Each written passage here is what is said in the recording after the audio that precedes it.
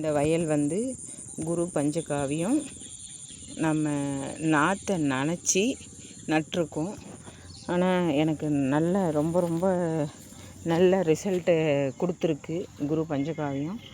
அதாவது பார்த்திங்கன்னா, நான் நடும்போது பயிரே வெள்ளையாக தான் இருந்துச்சு. இது நட்டு 10 நாள் அது மாதிரி ஆகுது. ஆனால் நல்ல பச்சை பிடிச்சிருக்கு. பயிர் நோய் வந்த மாதிரி இருந்துச்சு. 10/10/2026 வெள்ளிக்கிழமை இன்னைக்கு பார்த்திங்கன்னா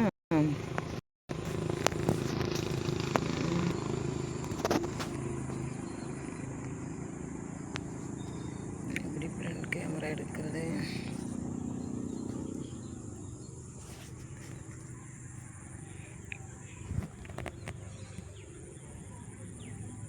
இது மாதிரி இருக்குது.